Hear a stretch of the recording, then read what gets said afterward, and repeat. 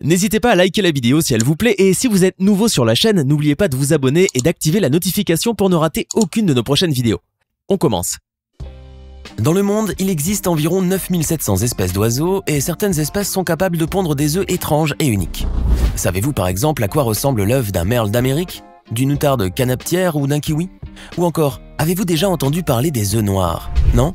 Eh bien, c'est ce que nous allons découvrir ensemble aujourd'hui. Voici les 10 œufs les plus uniques et les plus étranges du monde. Avez-vous déjà vu un œuf de goéland ou de mouette? À première vue, il ressemble à un œuf de caille, mais avec sa coquille d'un blanc verdâtre ou beige et parsemé de taches brunes. Mais sa taille est plutôt proche de celle d'un œuf de poule, avec une forme plutôt ovale toutefois. Chez certaines espèces comme la mouette rieuse ou encore le goéland argenté, la ponte se déroule presque souvent de la même manière.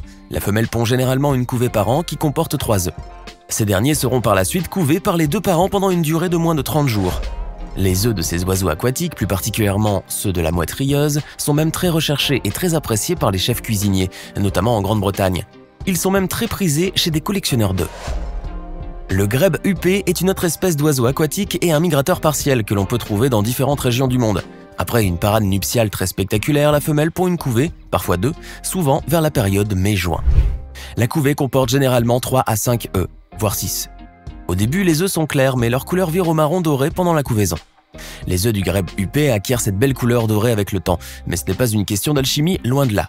Pendant les 3 ou 4 semaines que dure la couvaison, les œufs sont suffisamment en contact avec les plantes aquatiques, les roseaux et les autres végétaux en décomposition qui forment le nid flottant de cet oiseau. Voilà donc ce qui leur donne cette belle couleur.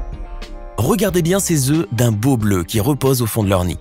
Auriez-vous une idée de l'oiseau qui les a pondus? Non, il ne s'agit pas de quelque oiseau magique ou encore au moins d'une peinture. Ces œufs sont ceux du merle d'Amérique ou rouge-gorge, un petit oiseau migrateur qui vit en Amérique du Nord et dans quelques régions du Mexique. Leur belle couleur d'un bleu vif et brillant a même inspiré certains spécialistes des couleurs à donner le nom de bleu œuf de merle à cette nuance de bleu. Cette couleur est due à la biliverdine, un pigment naturel de couleur verte. La femelle dépose ce pigment sur la coquille pendant la ponte. En une saison, cette dernière pond souvent 2, parfois 3 couvées composées de 3 à 6 œufs, après que le mâle ait choisi le lieu de nidification. D'ailleurs, pour construire son nid, cet oiseau n'hésite pas à faire plusieurs allers-retours dans la journée, jusqu'à 180 fois même.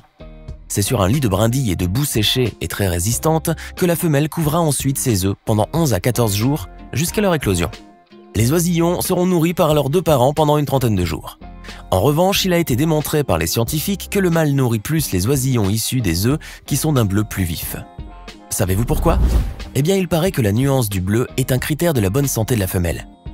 Plus cette dernière est saine, plus son taux de biliverdine est élevé et plus la couleur bleue des œufs est vive et brillante. Toutefois, cela ne nous empêche pas de dire que les œufs du merle d'Amérique sont certainement parmi les plus beaux de la planète.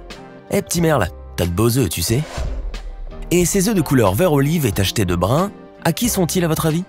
Bon, je ne vous ferai pas languir, ces œufs appartiennent à l'outarde canepetière, une espèce d'oiseau migrateur qui vit dans certaines régions du monde comme l'Afrique du Nord, l'Asie, le Moyen-Orient et quelques pays d'Europe de l'Ouest et du Sud.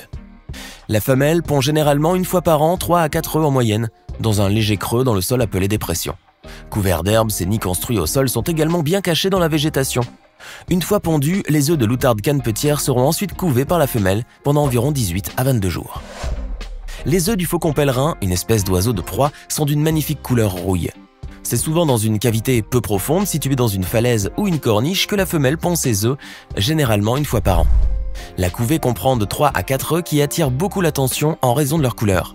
Mais bien qu'ils puissent paraître de couleur rouge brique, en réalité, les œufs du faucon pèlerin sont à la base de couleur crème et parsemés de taches brun-rouge. D'où alors leur aspect rougeâtre. Après la ponte du dernier œuf, ou de l'avant-dernier dans certains cas, l'incubation dure environ 30 jours. Les œufs sont couvés principalement par la femelle pendant toute la nuit. Mais il arrive que le mâle prenne le relais et couvre les œufs à son tour, le temps que la femelle aille manger un morceau. Avant de continuer, voici maintenant la question du jour. Je suis un plat chinois et je suis obtenu grâce à un processus chimique qui change la couleur, la texture et le goût de l'œuf. Qui suis-je? Option A, l'œuf de 100 ans. Option B, l'œuf mimosa. Option C, l'œuf de Fabergé. Choisissez l'option qui vous semble correcte et restez avec nous jusqu'à la fin de cette vidéo pour voir si vous avez bien répondu. Et maintenant on continue. Connaissez-vous le kiwi? Si vous n'en avez jamais vu un, il s'agit d'un oiseau qui ne vit qu'en Nouvelle-Zélande et qui pèse à peu près 2 ou 3 kilos. La femelle pond généralement un œuf, un seul. Cet œuf est souvent blanc verdâtre par quelques endroits. Cela n'a rien d'impressionnant, vous me direz, mais attendez, ce n'est pas la couleur de cet œuf qui est bizarre et incroyable, mais plutôt sa taille. car le kiwi pond un œuf qui est très gros par rapport à sa petite taille.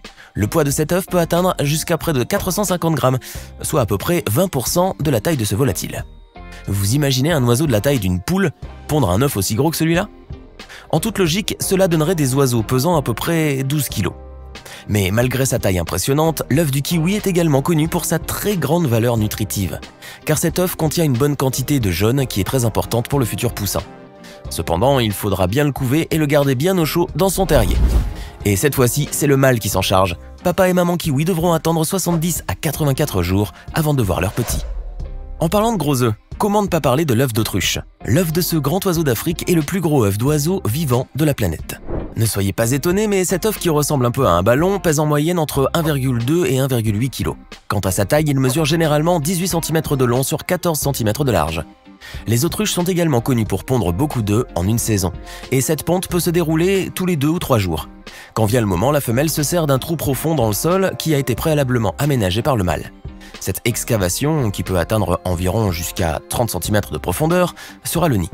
Les 2 parents se relaieront par la suite pour couver leurs œufs, les retourner et les aérer pendant une période qui peut aller jusqu'à 42 jours. Et pour bien surveiller ses œufs, l'autruche n'hésitera pas à plonger son long cou dans le trou, histoire de voir que tout va bien. Comprenez-vous maintenant pourquoi cet oiseau a la tête enfouie dans le sol?